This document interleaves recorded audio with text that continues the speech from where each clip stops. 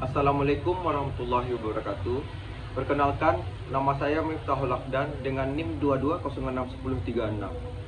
Saya berasal dari Prodi Pendidikan Teknik Bangunan.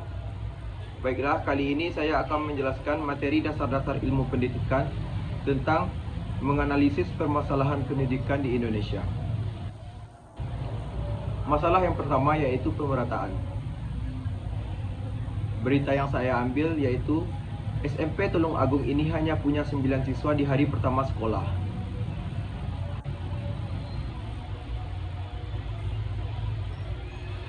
Pada masa penerimaan peserta didik baru 2019, SMP 2 Rejo Tangan Tulung Agung hanya mendapatkan 5 siswa.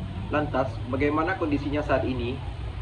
Saat detik.com menyambangi SMPN Rejo Tangan, sejumlah siswa baru berseragam SD dan MI tampak bergelombolan di depan kelas. Dengan membawa alat tulis, para siswa dengan seksama menggambar denah sekolah. Sedangkan salah seorang guru ikut serta mendampingi dan memberikan pengarahan. Hari ini kami memulai kegiatan belajar mengajar. Untuk kelas 7 kami awali dengan kegiatan MPLS, masa pengenalan lingkungan sekolah, selama 3 hari. Tadi anak-anak sudah diajak keliling sekolah, kemudian mereka disuruh untuk menggambar denahnya. Kata Kepala SMP 2 Rejo Tangan, Sri Wahyuni, Senin 15 bulan 7 2019.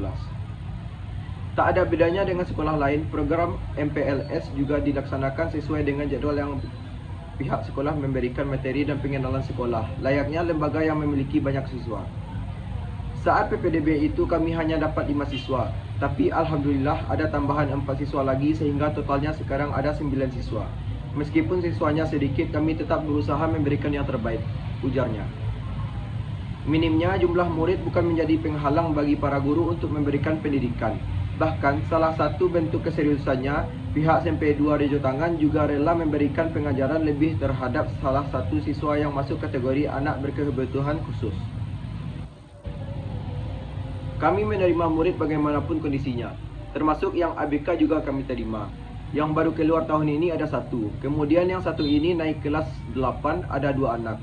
Sedangkan siswa baru ada 1 ABK, ujar wanita yang akrab disapa Kodi ini. Kata dia, penerimaan siswa berkebutuhan khusus tersebut bukan semata-mata akibat kekurangan murid, namun menjadi salah satu bentuk tanggung jawab sekolah untuk memberikan pendidikan yang setara terhadap seluruh lapisan masyarakat. Faktor yang mempengaruhi berkembangnya masalah ini yaitu aspirasi masyarakat dan laju pertumbuhan penduduk.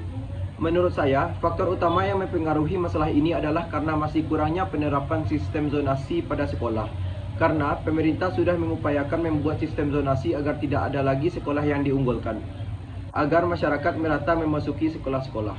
Karena semua sekolah itu sama-sama dibimbing oleh guru yang baik. Kalau masih ada sekolah yang unggul, bagaimana dengan sekolah-sekolah yang belum dikatakan unggul oleh masyarakat? Sudah pasti memiliki siswa yang sedikit seperti SMP Tulung Agung tersebut. Upaya penanggulangan masalah ini yaitu menerapkan sistem zonasi.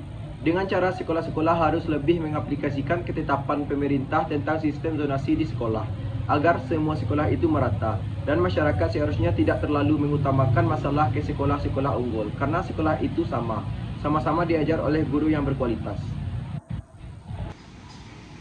Baiklah, masalah yang kedua yaitu kuantitas. Masalah yang saya ambil yaitu kuota sekolah negeri minim PPDB DKI dinilai langgar hak anak. Koalisi Kawal Pendidikan Jakarta atau Kopaja menilai terdapat pelanggaran hak anak pada kebijakan penerimaan peserta didik baru tahun 2022.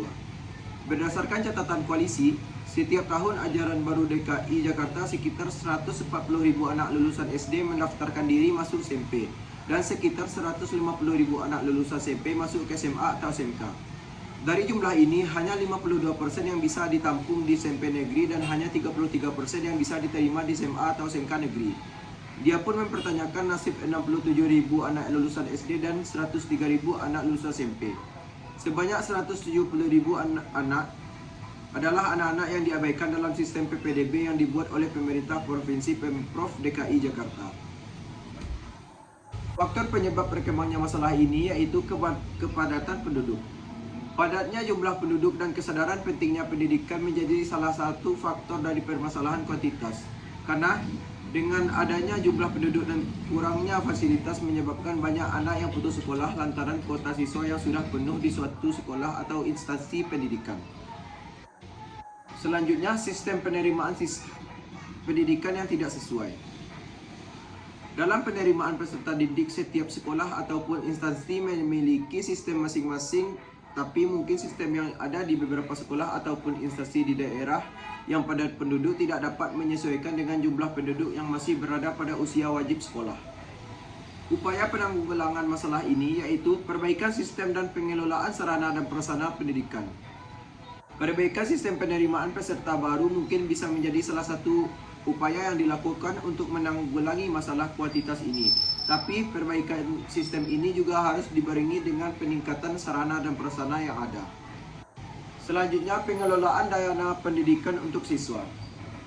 Jika pengelolaan dana ini dilakukan, maka anak-anak ekonominya kurang dan tidak bisa masuk ke sekolah negeri bisa ditanggulangi dengan pembiayaan pendidikan untuk anak-anak yang ekonominya kurang untuk masuk ke sekolah swasta. Selanjutnya, masalah yang ketiga yaitu kualitas. Masalah yang saya ambil yaitu separuh dari jumlah sekolah di Kabupaten Bandung tak layak. Kepala Dinas Pendidikan Kabupaten Bandung, Johana, mengakui masih banyak sekolah di Kabupaten Bandung yang belum ditunjang dengan fasilitas yang memadai. Kurang lebih 50% dari sekitar 1.700 SD dan SMP di Kabupaten Bandung belum sesuai standar, katanya. Salah satu sekolah yang kondisinya masih memprihatinkan adalah Sekolah Dasar Negeri Bojong Manggu di Kabupaten Bandung. Sebabnya, tidak terdapat fasilitas memadai yang membuat siswa kurang berekspresi seperti tidak adanya fasilitas ruang bermain, olahraga, serta taman. Faktor yang mempengaruhi perkembangannya masalah ini yaitu kurangnya fasilitas.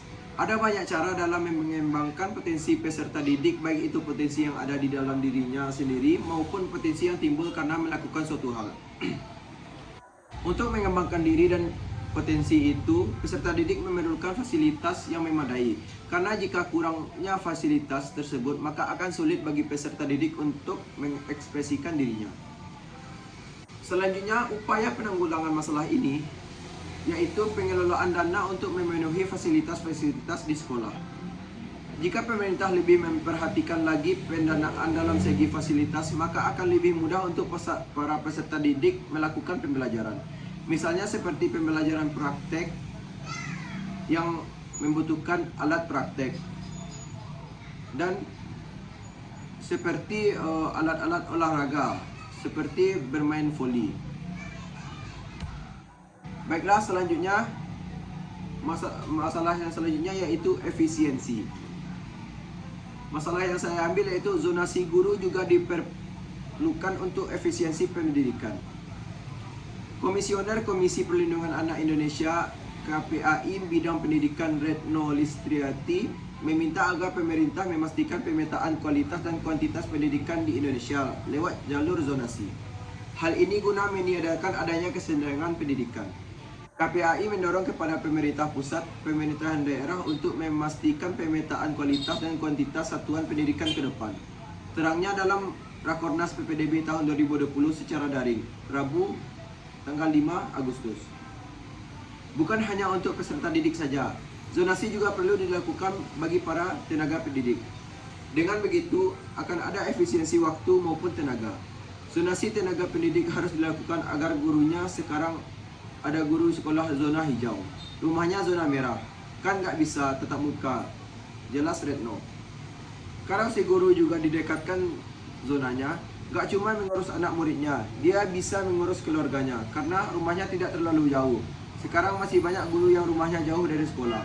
Kalau sistem zonasi guru dilakukan, ini akan sangat positif, sambung dia. Namun, lanjut Retno, apabila hal ini tidak diiringi dengan pembangunan sekolah negeri, maka efisiensi tersebut sulit dilaksanakan. Apalagi dalam kondisi sulit seperti sekarang ini, di mana tidak ada pembelajaran tatap muka dan keterbatasan infrastruktur. Faktor yang mempengaruhi perkembangan masalah ini yaitu terdapat beberapa guru yang kurang efisien. Terdapat beberapa kasus tentang guru yang sering terlambat datang ke sekolah karena beberapa faktor, seperti kendala macet di jalan ataupun guru yang masih menggunakan transportasi umum ke sekolah dan berbagai hal lainnya. Upaya penanggulangan masalah ini yaitu menetapkan ketentuan zonasi bagi guru. Dengan adanya sistem zonasi bagi guru, mungkin guru tertolong karena jarak tempuh ke sekolah tidak begitu jauh, dan guru juga dapat menghemat tenaga. Selanjutnya, masalah efektivitas. Masalah yang saya ambil yaitu efektivitas pembelajaran daring SDN Tenjo Negara di masa pandemi COVID-19. Pada saat ini, pandemi COVID-19 memasuki tahun kedua. Kasus COVID-19 ini semakin meningkat membuat sekolah melakukan pembelajaran daring kembali pada pembelajarannya. Hal ini bahkan menjadi kebiasaan dalam dunia pendidikan, menggunakan pembelajaran dengan sistem daring. Pembelajaran di saat pandemi ini bahkan sudah menjadi tantangan kembali bagi dunia pendidikan di setiap sekolah, baik guru, siswa maupun orang tua. Bahkan, guru pun mempunyai tantangan tersendiri dari sistem pembelajaran atau dalam sistem efektivitas pembelajaran daring, di mana pandemi COVID-19. Walaupun COVID-19 memasuki tahun kedua, tetapi perbincangan dalam hal efektivitas pembelajaran masih ramai diperbincangkan, baik di pihak sekolah, guru, orang tua, dan siswa. Salah satu sekolah tempat KKN tematik UPI 2021 adalah di SDN Tenjo Negara, Sumedang.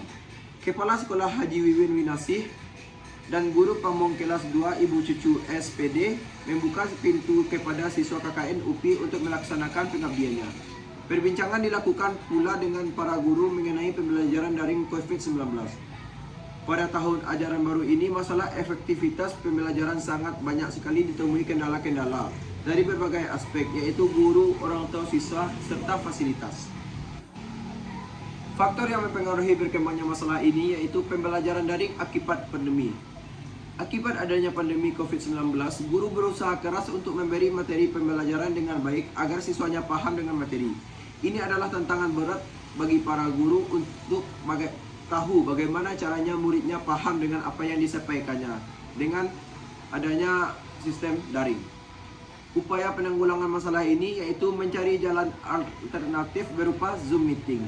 Tidak hanya memberi tugas, tapi hendaknya guru juga melakukan Zoom meeting tiap kali pertemuan agar membuat siswanya paham dengan mendengarkan dari gurunya langsung. Selanjutnya, masalah relevansi. Kasus yaitu angka pengangguran di Indonesia mencapai 9,1 juta. Badan Pusat Statistik BPS menyatakan bahwa hingga Agustus 2021 jumlah pengangguran di Indonesia mencapai 9,1 juta orang, turun 670.000 dibandingkan periode yang sama tahun lalu. Tingkat pengangguran terbuka merupakan persentase jumlah pengangguran terhadap jumlah angkatan kerja. BPS juga mencatat bahwa jumlah penduduk usia lebih dari 15 tahun bertambah 2,74 juta orang yang menjadi 206,71 juta penduduk. Adapun tingkat pengangguran terbuka tertinggi menurut data BPS adalah di Provinsi Riau sebesar 9,91% dan terendah di Provinsi Gorontalo sebesar 3,01%. Faktor yang mempengaruhi berkembangnya masalah yaitu tidak sebandingnya lowongan kerja dengan penduduk. Meningkatnya masyarakat Indonesia yang membutuhkan kerja setiap tahunnya dan lowongan kerja yang tidak sebanding dengan masyarakat yang membutuhkan kerja menyebabkan meningkatnya pengangguran di Indonesia. Hal ini menyebabkan masyarakat Indonesia yang melakukan pendidikan tinggi sulit mengaplikasikannya, sehingga banyak yang merasa apa yang mereka pelajari selama di perguruan tinggi seperti percuma. Yang selanjutnya, kurangnya inovasi dari masyarakat dan pemerintah. Kurangnya inovasi dan masyarakat dari pemerintah mungkin tidak akan ada kemajuan yang terjadi pada angka pengangguran di Indonesia. Selanjutnya, upaya penanggulangan masalah ini yaitu meningkatkan pemahaman minat, bakat, dan kebutuhan. Banyak mahasiswa yang merasa salah satu jurusan baik itu selama perkuliahan maupun setelah lulus dari perkuliahan. Hal ini dikarenakan kurang pemahaman setiap orang dengan minat dan bakat yang mereka miliki. Dengan upaya peningkatan pemahaman mengenai minat dan bakat ini, maka permasalahan relevansi ini akan teratasi karena mereka paham akan dibawa ke mana. Ilmu yang telah dipelajari baik itu ilmu melalui pendidikan akademik maupun ilmu yang didapatkan melalui organisasi dan lingkungan. Selanjutnya, masalah tenaga pendidik dan kependidikan. Masalah yang saya ambil kali ini yaitu siswa memaksa mengadu pada Jokowi usai guru jarang daring. Sejumlah siswa sekolah dasar di Kabupaten Mamasa, Sulawesi Barat mengadu kepada Presiden Joko Widodo karena guru sekolahnya jarang masuk mengajar. Foto murid sekolah dasar yang mengandung kondisi sekolahnya kepada Presiden Jokowi itu pertama kali diposting oleh pemilik akun Facebook bernama Ahmad Faisal Dinejad, Senin 11 Agustus lalu. Postingan tersebut disertai caption terkait persoalan pendidikan di daerah itu. Dalam postingannya, Ahmad juga menuliskan soal kesejahteraan guru honorer di sekolah tersebut yang hanya digaji 300.000 per 3 bulan, tapi mendapatkan tuntutan lebih dari guru yang berstatus PNS. Dikonfirmasi lebih lanjut, Ahmad mengaku murid dalam foto tersebut merupakan siswa SD Negeri 010 Saluang, Kecamatan Mamdi, Kabupaten Mamasa. Faktor yang mempengaruhi berkembangnya masalah yaitu kurangnya kesejahteraan tenaga pendidik. Tenaga pendidik di Indonesia mengalami kurangnya kesejahteraan, terutama kesejahteraan tenaga pendidik pada daerah-daerah terpencil yang berstatus honorer. Mungkin karena kurangnya kesejahteraan tenaga pendidik ini, sulit bagi tenaga pendidik untuk fokus dalam melakukan pengajaran dan menyebabkan peserta didik mengalami kesulitan sehingga permasalahan pada pendidikan di Indonesia semakin besar. Upaya penanggulangan masalah ini yaitu pengelolaan dana tenaga pendidik. Banyak tenaga pendidik yang mengalami kurangnya kesejahteraan diakibatkan oleh kecilnya upah guru, yang mana jika hidup dari seorang guru tenaga pendidik sudah sejahtera, maka tenaga pendidik mungkin bisa sedikit lebih fokus dalam melakukan proses pembelajaran. Baiklah, mungkin hanya segitu presentasi yang dapat saya sampaikan. Saya sudahi dengan Assalamualaikum warahmatullahi wabarakatuh.